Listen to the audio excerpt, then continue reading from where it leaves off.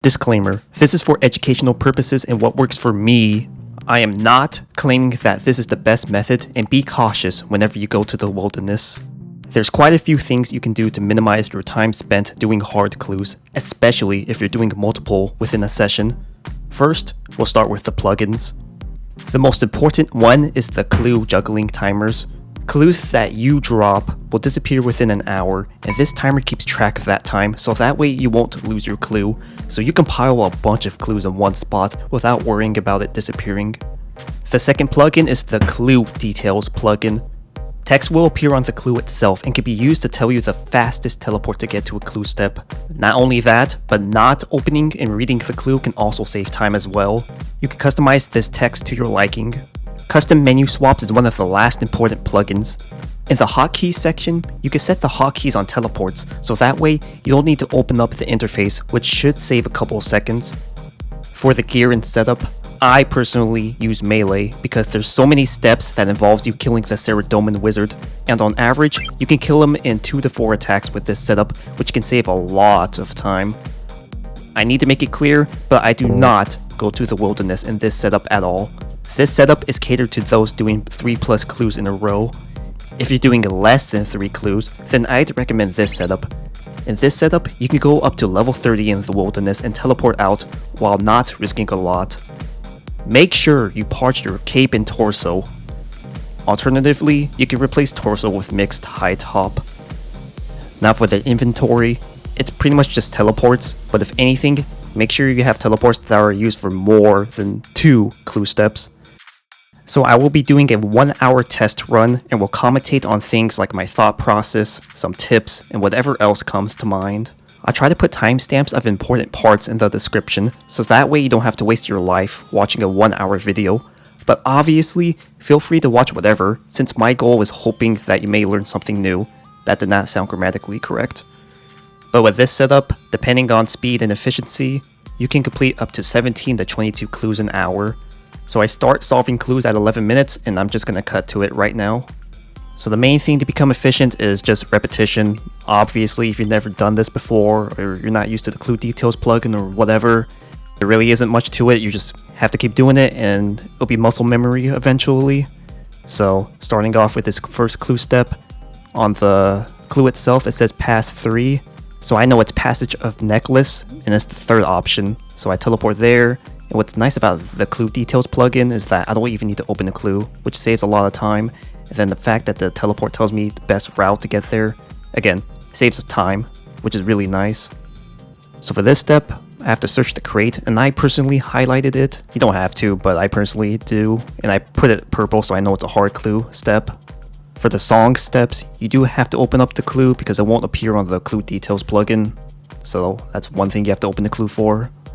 So as you saw, I just teleported to Brimhaven without opening an interface, so that's the benefit of the custom menu swap hotkey section. You can teleport just like that, and not opening the interface does save time. So this guy gives a puzzle box. I used to highlight these guys differently, so that way I know who gives a puzzle box and who doesn't, but at this point I recognize who does, so I just gave him a purple color. But that's something you can do in case you don't know who gives a puzzle box, and you can save a little bit of time by doing something like that. But yeah, in the end, it's up to you if you want to mark objects and NPCs. I do because it's just for the sake of convenience. Like these drawers, that's purple because that's where the clue step is, because my goal is to never open the clue unless I have a song step.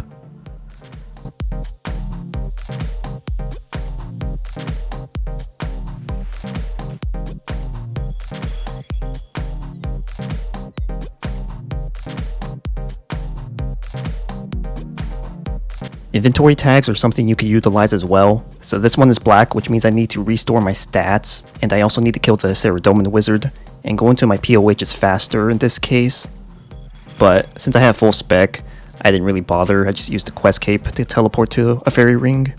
So with this setup, I don't have stamina potions because what I do is use Vile Vigour. And Vile Vigour converts your prayer to run energy. So you have to spellbook swap to the Arceus spellbook for that, which is what I end up doing. And since there's so many steps where you have to kill the Saradomin wizard or even double agent, you end up having to replenish your stats quite a lot. So I felt not having a stamina potion wasn't worth it. So that's why I replaced it with the Desert Amulet, and also why I use Vile Vigour in the first place.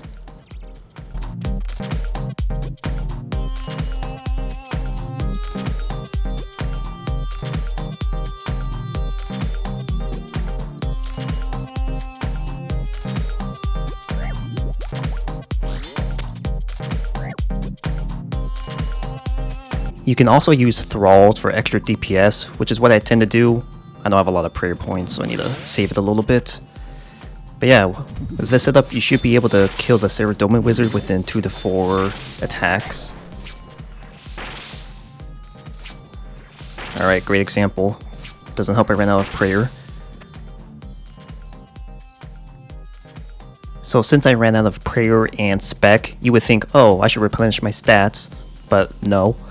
The only time you should replenish your stats is when you desperately need it, because if you keep replenishing it after every kill, for example, you're just going to end up wasting more time in the end, so it won't be worth it in that regard. But otherwise, you can try to make it work as much as you can. And from the bunch of tests I've done so far, like, you can get away with doing 2 or more steps without having to replenish your stats. It definitely depends on what step you get exactly.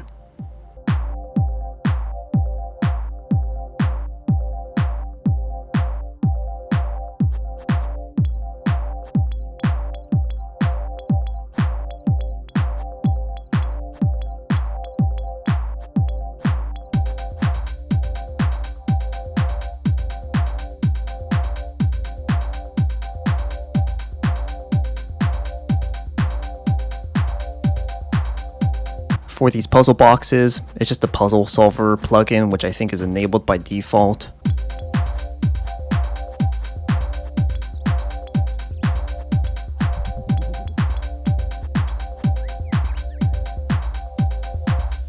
Alright, I have this as a red inventory tag because it means I have to go to the wilderness, and I purposely save all those for last. I only do the wilderness steps when I literally have no more non-wilderness steps last.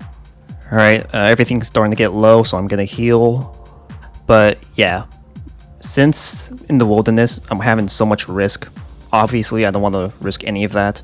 So usually I just end up being naked for those steps, but I'll get more into it when I actually start doing the wilderness steps.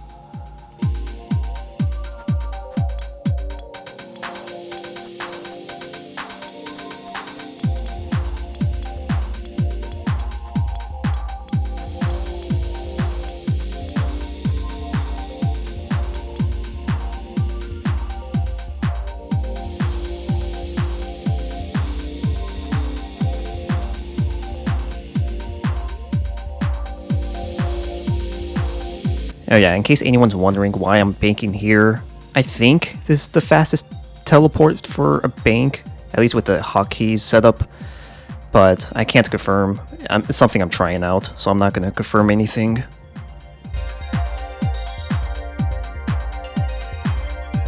Accidentally hit my pause button there, but it was only for like a second.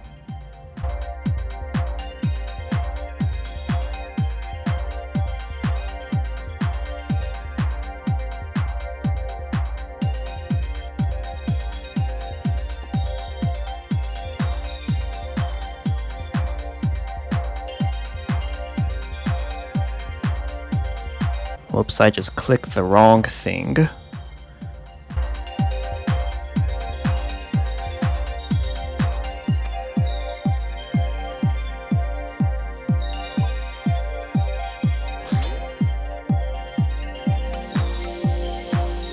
With these stash steps, it's probably better to open up the clue, but for the most part I memorize everything, like what the emote step is and all of that. And also I just have like a ground marker that tells me what to do. But yeah, don't be afraid to use ground markers, because I know some people are stubborn about that for some reason. So for the challenge steps, for most of them, you don't have to complete the whole dialogue. You can just skip through 3 pieces of dialogue and then talk to them again, and you'll receive your challenge step then. So for this next one, I'll show you what I mean.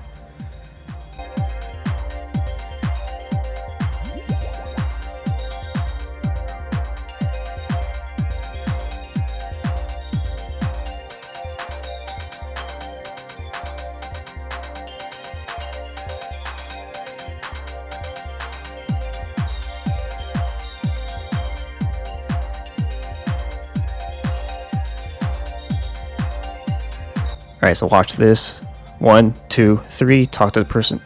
Whoops, of course I fucked that up. But regardless, that is something you can do instead of going through 4 pieces of dialogue.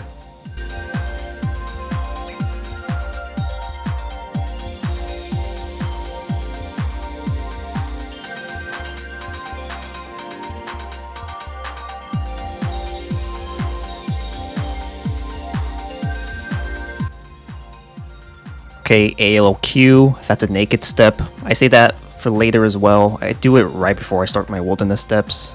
And the reason for that is because you have to remove all your gear. And if I were to re-gear after that step, like, I'm just wasting time. That's a time waster. So I personally like to do it before wilderness steps because I deposit everything for the wilderness steps. So it's tiny stuff like this that can make a difference with time completions. Okay, green inventory tag means I need to both go to the bank to withdraw an item and also replenish my special attack if I need to. In this case I don't, since I have full spec.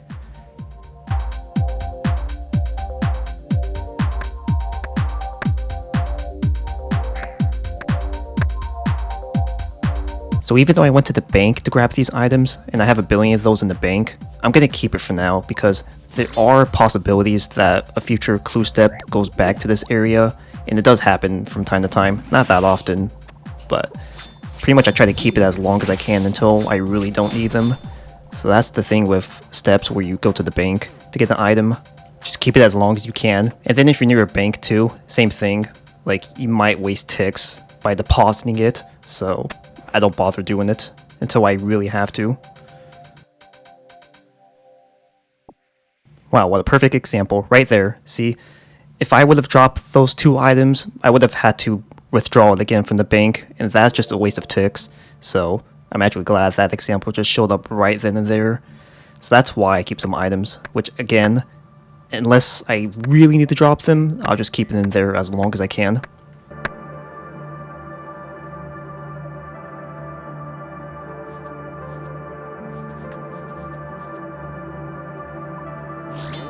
So I talked about it earlier with my first Ceradoman Wizard. You don't need to do Thralls, but I am anyways since it's extra DPS. Ah, there you go. That's beautiful right there. I'm already done with a Ceradoman Wizard. 2 spec. So that's a reason why I believe melee is the superior setup for hard clues. So purple inventory tag, that means I'm going to be in combat with someone, so I need to replenish my stats. So when I had the green inventory tag, that means I was both in combat but needed to go to the bank as well. And then black means I needed to go to my POH because it's the more efficient route. Now I think about it, I do have to go to the POH for this step too, so I probably should have made that black, but whatever.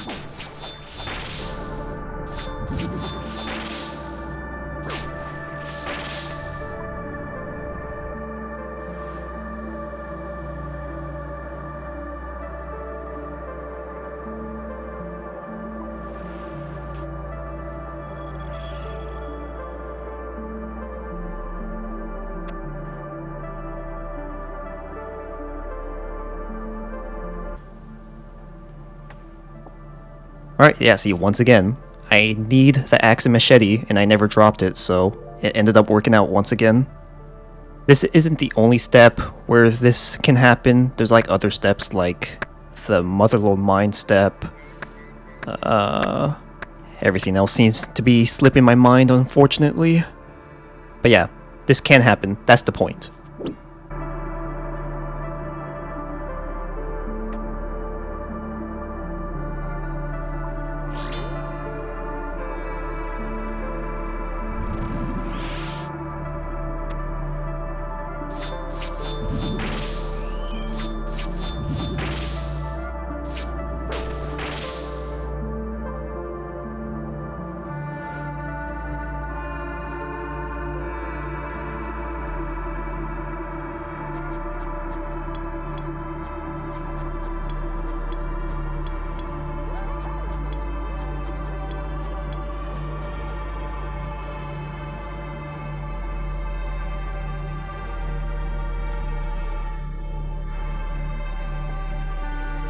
So for the clues I have on the ground, I give them all specific colors.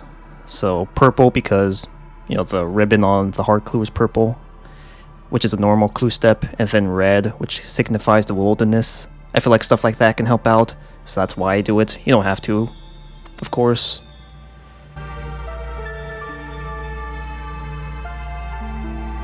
So black inventory tag, that means go to POH because I have to replenish my stats and use a fairy ring, so it's faster than compared to teleporting to Narda and then using the quest cape. Like, that'd be more time I'm wasting in the end.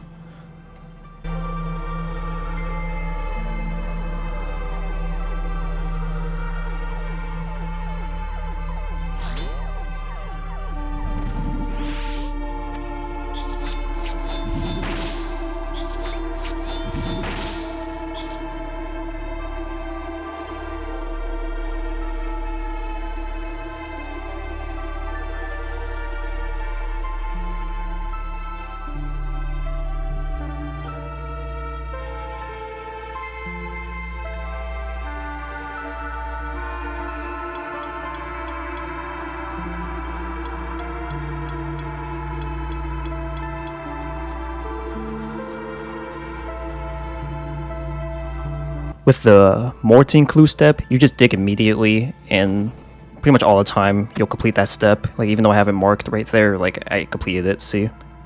And then purple, gotta go to Ironworth and replenish my stats.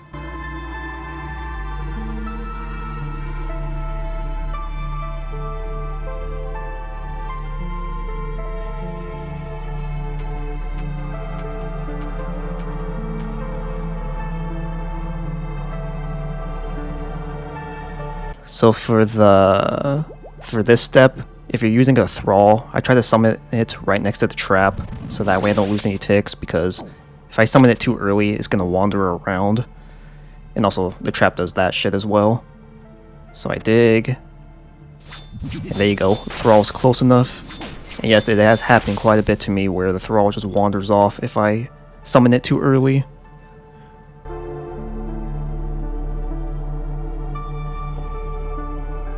For this fairy hideout step, what you can do is hover your mouse near the bottom of the inventory and then click, and then you'll pretty much be scrolled all the way to the bottom or close depending on where you're at. So you can definitely save ticks doing that instead of having to scroll down.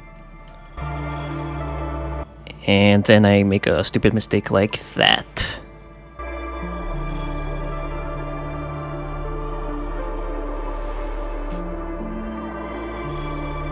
A reminder, this is not a max efficient guide, so you can make mistakes like that and still achieve pretty similar clue completion rates, so...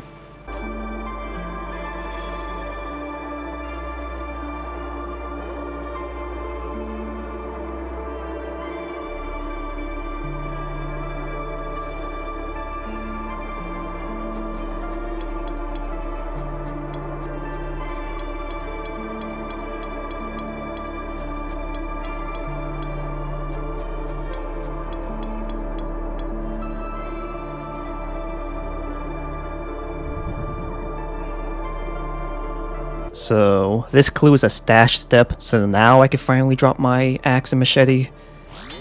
And right here I could do Thralls as well, if I'm fast enough. Alright, I'm making too much mistakes.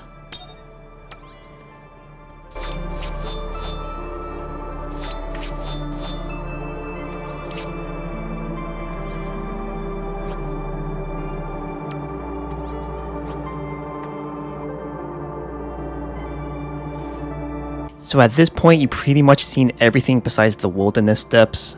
So, process is the same. Replenish spec when you need it. Use Vigour for stamina or run energy when you need it. And yeah, that's about it. And then if you want to highlight things, make ground markers, definitely do so. But otherwise, try to make some good judgments with your decisions. So like, for example, if you have no stamina and you have low prayer points or stuff like that, just make sure you don't end up being in a situation where you run out of run energy and you can't use viral vigor, you know, stuff like that. Or like I mentioned before, the whole axe and machete thing, like keeping an item and not dropping it. But yeah, that's pretty much it. I don't think I have anything to say until I get to the wilderness part. And like I mentioned earlier in the video, I try to have timestamps of important parts so that way you're not wasting too much time watching the whole thing. But for now, I will shut up.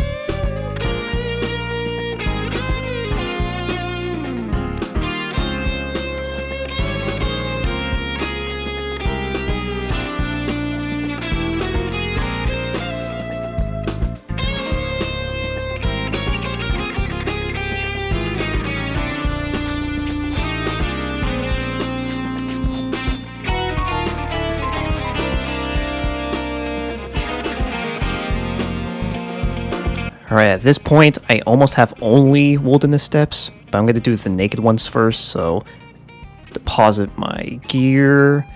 I withdraw these four because it provides the most DPS in case I have to kill a double agent.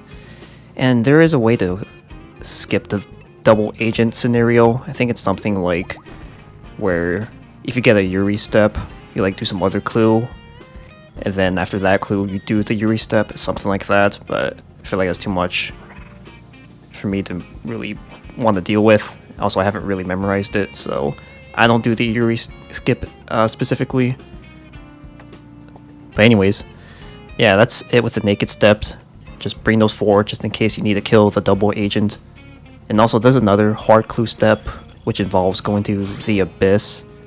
You could risk going in with your gear. I personally don't. So I also do those abyss steps right before I do my wilderness steps. I just de-gear, get my abyssal bracelet, and yeah. Alright, so I still have one more non-wilderness step. I probably wasted some time withdrawing that gear. It's a hit or miss. So I probably wouldn't have bothered or wouldn't recommend withdrawing the gear. Unless, you know, you have to actually kill the Ceradoman Wizard or whoever.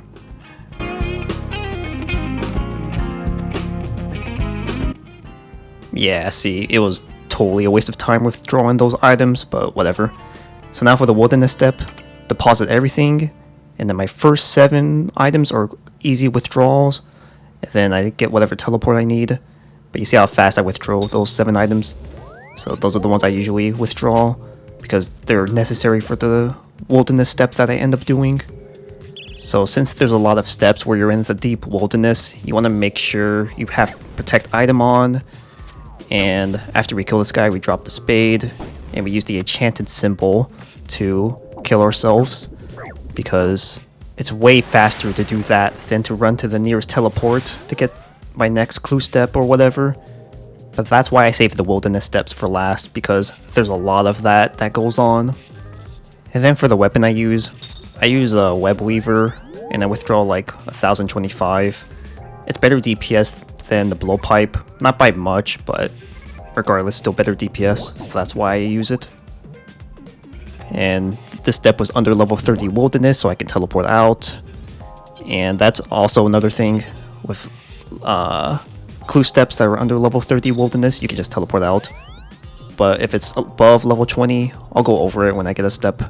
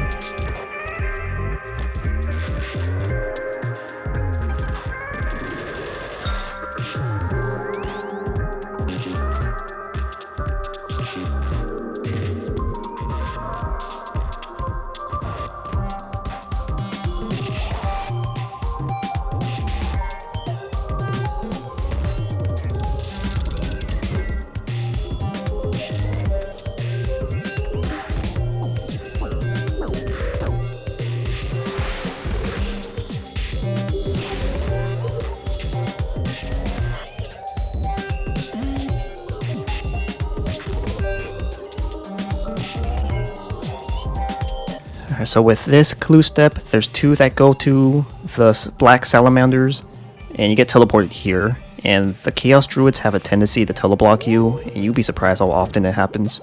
So I personally don't bring a teleport for this step. And also, since you'll be slightly above level 20 wilderness, I just end up using the suicide method. I feel like it's faster than just running down to like the black salamanders here. But yeah, like I mentioned, it's hit or miss on whether you get teleblocked or not. So I don't really like to play those chances.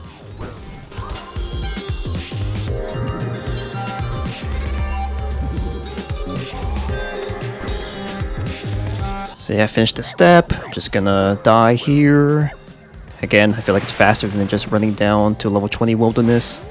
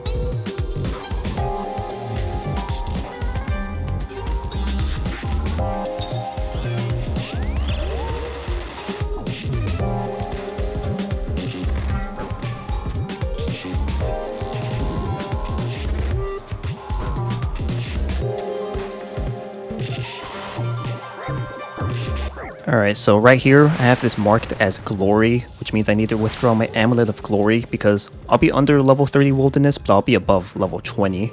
So, with the Amulet of Glory, why did I drop that? With the Amulet of Glory, I can teleport out if I'm under level 30 Wilderness. And I feel like it's a faster teleport compared to a Royal Seed Pod that takes up too much ticks.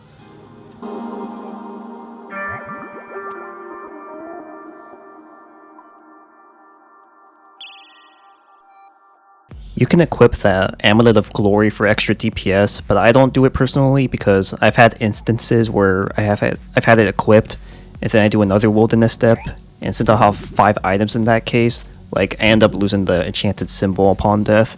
So I just leave it outside of the inventory so I remember to deposit it when the time comes. But yeah, right here, just teleport out, since I'm so close to the level 30 Wilderness line. And then I get my next clue step. But yeah, at this point, now I think you've seen everything.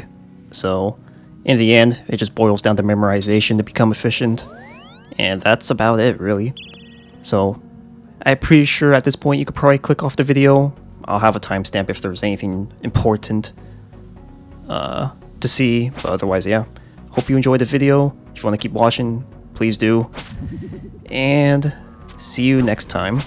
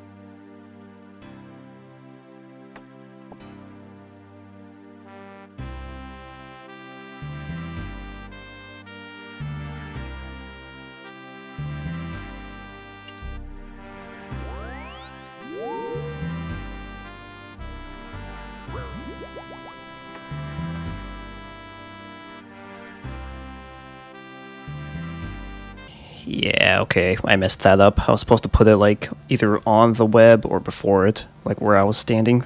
Oh well.